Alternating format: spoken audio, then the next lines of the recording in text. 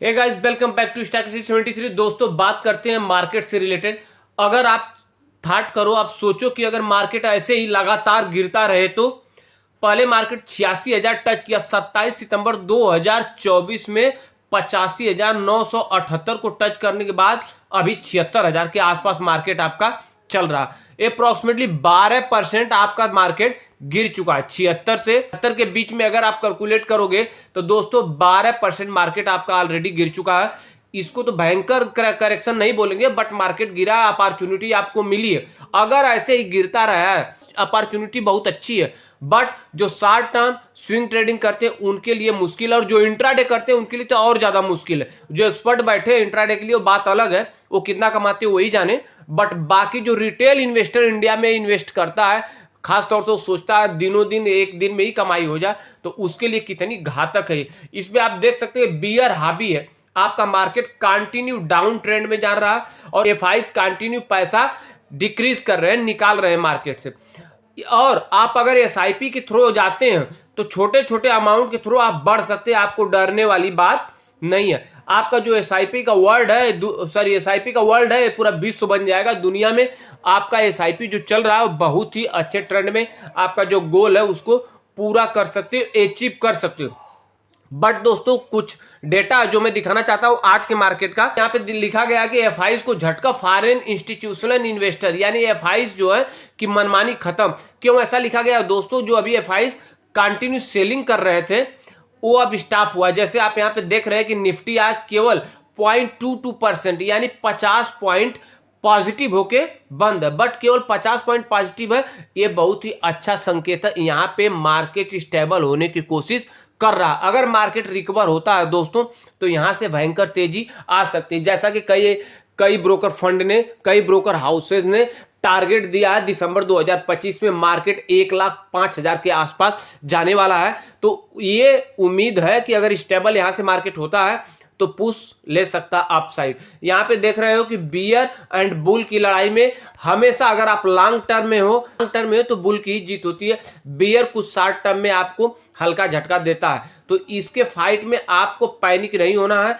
आप स्टेबल रहिए, टारगेटेबल रहिए, और आप अगर एसआईपी करते हैं या long term investment stock market में भी करते हैं तो आपको डरने वाली बात नहीं है। स्पेशली जो लॉन्ग टर्म में इन्वेस्ट करते हैं वो तो स्टेबल रहे, उनको कभी पैनिक होने की जरूरत नहीं है। यहाँ पे लड़ाई दोस्तों होती रहती है एफआईज और डीआई के बीच में, जो फॉरेन इंस्टीट्यूशनल इन्वेस्टर होते हैं और डोमेस्टिक इंस्टीट्यूशनल इन्वेस्टर होते हैं, इनके बीच में फाइट होती रहती है। डोमेस्टिक अपने नेशनल है, अपने यहाँ जो म्यूचुअल फंड हाउसेस हैं, बड़े बड़े बैंक्स हैं, ये लोग इन्वेस्ट करते हैं। इसमें एलआईसी हो गया, ये लोग इन्वेस्ट करते हैं। जैसे कि यहाँ पे कुछ डेटा देखेंगे कि यहाँ पे जैसे ये एफआई सेल कर रहे हैं तो यहाँ पे बाइंग भी चल रही है डीआईज की तरफ से। डोमेस्टिक लोग बाई कर रहे हैं, अगर फॉरेनर यहाँ पे सेल करके चल रहे हैं तो डरने वाली बात नहीं है। डोमेस्टिक इंस्टीट्यूशनल इन्वेस्टर दोस्तों, ये यहाँ पे म्यूचुअल फंड के थ्रू जो डेटा अवेलेबल है, यहाँ पे बहुत ज्यादा एसआईपी अभी बढ़ी है।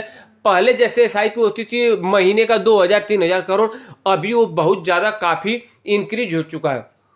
तो लोग अवेयर हो रहे हैं। इंडिया में 3 से 4% ही अभी भी स्टॉक मार्केट में अवेयरनेस है। बहुत ज्यादा स्कोप है लोगों को समझने में इसमें, और धीरे धीरे लोग यहाँ की तरफ मुड़ रहे हैं। एसआईपी जो सिस्टमेटिक इन्वेस्टमेंट प्लान है, ये आपको बहुत ही ज्यादा बेनिफिशियरी होगा।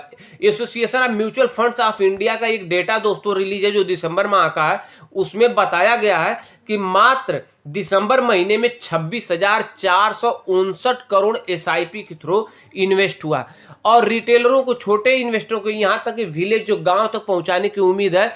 जो एसआईपी के थ्रू से भी सोचती है कि छोटा छोटा अमाउंट भी लॉन्च किया जाए, जिससे कि छोटे इन्वेस्टर जो 200, 400, 500 भी इन्वेस्ट करना चाहते हैं तो वो करें। जैसे पहले का डाटा दोस्तों, महीने में आपको 3,122 या 3,189, 4,000 ये मंथली के रूप में पहले कलेक्ट होता था, जमा होता था। अभी जैसा कि आप देख ले 26,500 करोड़ एक महीने में एसआईपी पार कर चुका है। और ये डाटा तो upper level, middle and long term, upper को तो पूछना नहीं, मिडिल दोनों की तरफ खींचे तानी में रहता है, और लोअर को ही जागरूक करने की जरूरत है। जो security exchange board of India है वो बहुत ज्यादा स्कीम चलाती है, एडवर्टाइज भी आते रहते हैं। म्यूचुअल फंड के रिलेटेड बोला जाता है, mutual fund investment subject to market risk.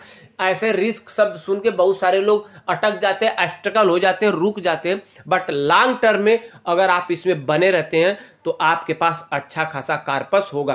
250 रुपये ने 250 रुपये का भी SIP शुरू किया जाए। सेबी हमेशा से प्रयासरत है कि म्यूचुअल फंड को आदेश दिया जाए कि आप एक मिनिमम SIP 250 का भी पर मंथ के हिसाब से शुरू करें। फंड्स फ्लो जैसे इनफ्लो देख रहे हैं दोस्तों कि यहाँ पे DIs एंड FIs के थ्रू बहुत सारा फंड भी अभी क्रिएट होके आप मार्केट में आ रहा है।